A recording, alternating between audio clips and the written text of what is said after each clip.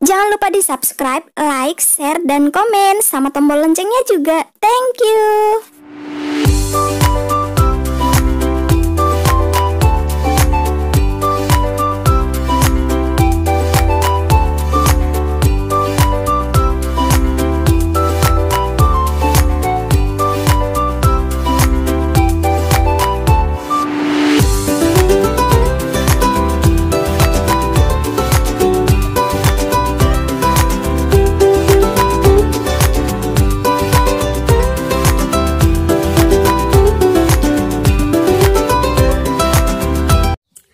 Oke, jadi hari ini aku lagi buat kebaya nih. Ini bahannya ya, warna kuning. Dan di sini akan aku coba jelaskan beberapa hal yang perlu kita perhatikan ya dalam proses pembuatan kebaya, terutama ini untuk pemula, misalnya itu peletakan pola, pemotongan bahan, dan sebagainya nanti. Yang pertama yang perlu kita perhatikan sebelum kita potong polanya, perhatikan dia motif brokatnya gitu. Perhatikan motif brokatnya, bentuk bunganya itu seperti apa gitu. Karena ada brokat yang dia bunganya itu ke atas semua, Jadi model yang seperti itu kita hanya bisa pakai motongnya itu dari satu sisi. Karena kalau kita potong dari kedua sisi, otomatis nanti ada bunganya yang terbalik gitu. Jadi harus kita perhatikan. Berbeda dengan motif yang ini, yang lagi aku kerjain ini motifnya random, ada dia yang ke bawah, ada yang ke atas. Jadi dari bawah, dari sini, dari sisi sana juga, ini bisa kita pakai. Dan ini motif brokat yang seperti ini jauh lebih hemat karena kita bisa memakai dari kedua sisi. Kalau yang modelnya dia cuma ke atas saja, memanjang ke atas, bukan jadi gimana ya, kalau model kebayanya itu atau brokatnya itu bunganya sejajar ke atas atau cuma satu arah, otomatis kita cuma bisa menggunakan dari bawah. Jadi proses pemotongannya itu dari bawah gitu. Kita nggak bisa menggunakan dari kedua sisi. Nih itu yang pertama. Perhatikan motifnya gini ya teman-teman. Nih, jadi ini nanti bisa bagian bawahnya, bagian sana nanti bisa bagian tangannya gitu ya. Setelah selesai seperti itu, kita perhatikan, lalulah kita lipat seperti ini.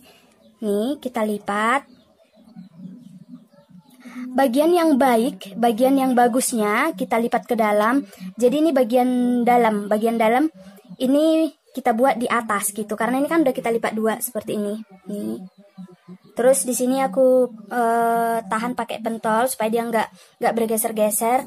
Kemudian aku selalu buat seperti ini. Jadi motifnya itu, motif rendahnya paling bawah ini, aku lipat seperti ini. Jadi ini nanti bagian tengahnya, baik itu yang kancing depan, baik itu yang kancing belakang. Jadi aku selalu buat seperti ini, dia di tengah gitu.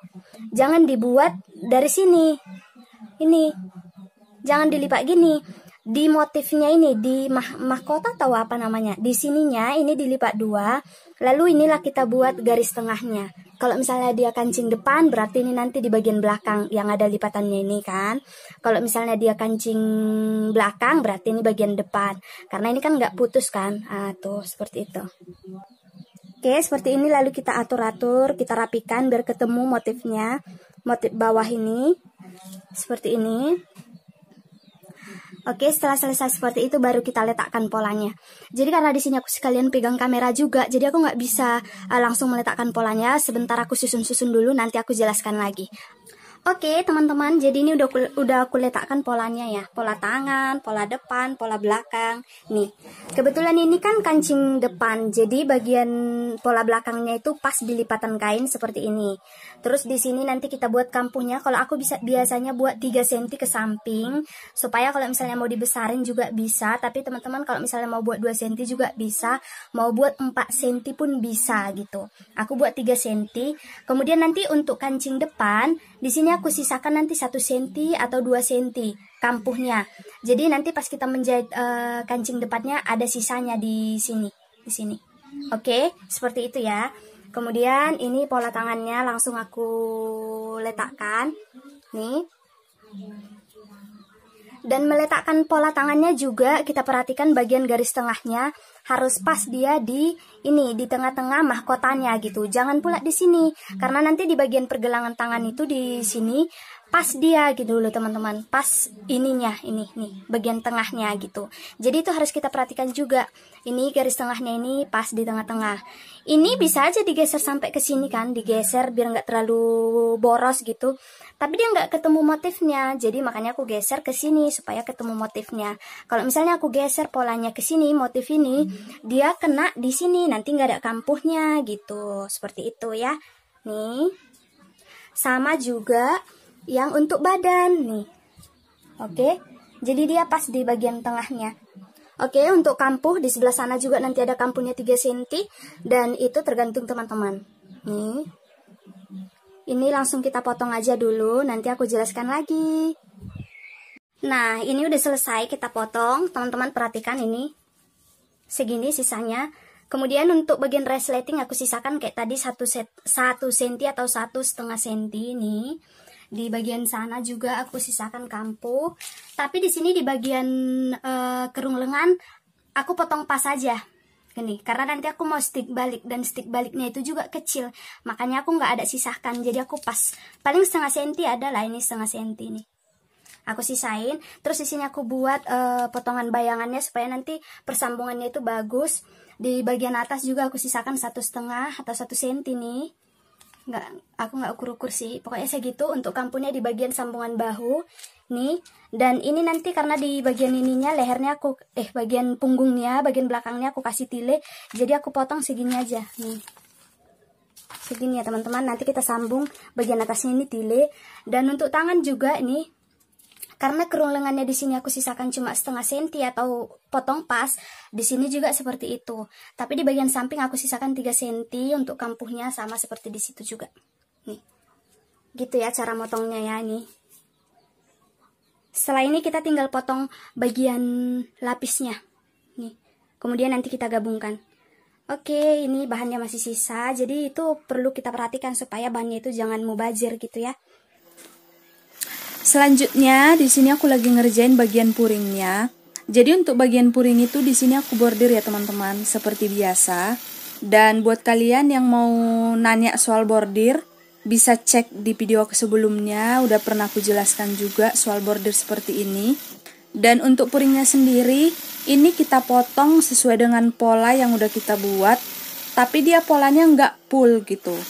Kemarin juga udah aku jelaskan cara menentukan puring, kalian bisa pelajari juga.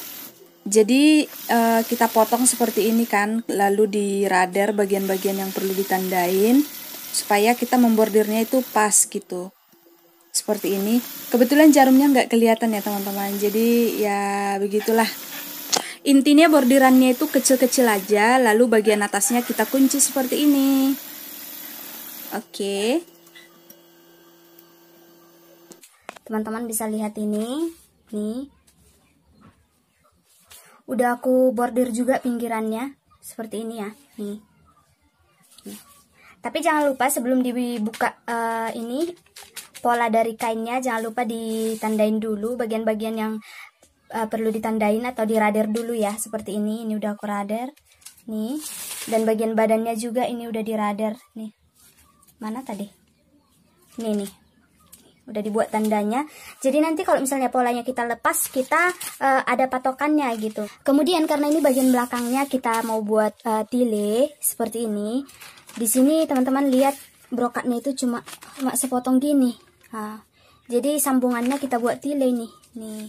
Sekarang kita potong dulu bagian tilenya, nanti kita gabungkan lagi. Oke, sekarang kita potong bagian tilenya teman-teman. Ini teman-teman perhatikan di sini aku pakai 2 lapis ya, nih. Supaya lebih kuat aja sih. Ini namanya tile kristal atau tile shining. Jadi kalau di tempat aku itu harganya 17.000 per meter. Menurutku ini lumayan bagus juga. Tile kristal atau tile shining ya namanya. Ini untuk bagian brokatnya kan kita potong pas sesuai dengan polanya.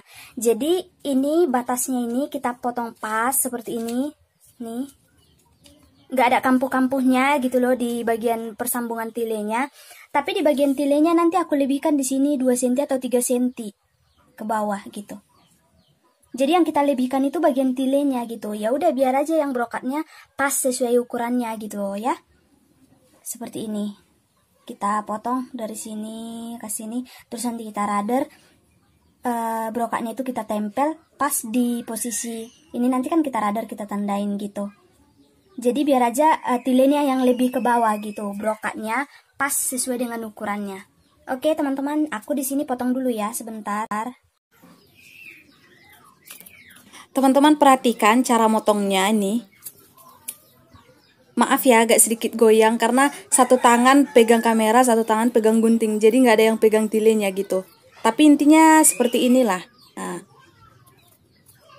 untuk bagian lehernya itu sisakan 1,5 atau 1 senti gitu.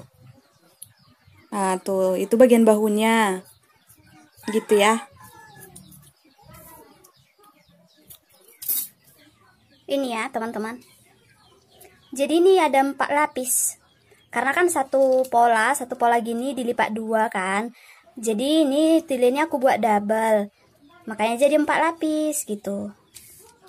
Oke, sekarang kita gabungkan. Oh, ini kita radar dulu, kita tandain dulu supaya nanti pas menyambung brokatnya bisa seperti ini.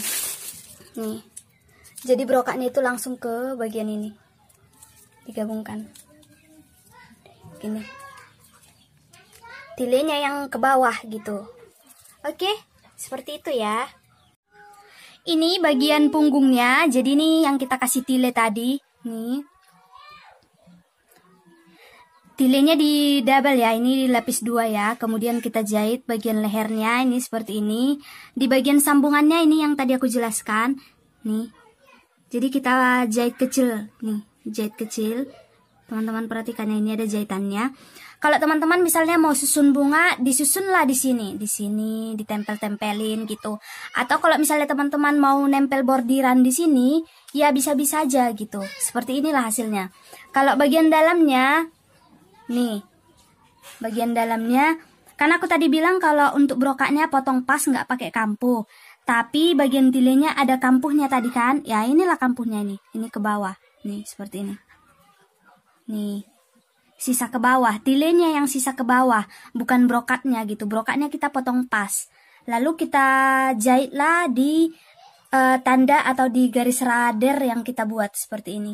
Ini sebetulnya udah selesai sih. Aku tadi lupa menjelaskan ini. Padahal ini pertanyaan yang banyak ditanyakan teman-teman. Makanya aku jelaskan lagi gitu.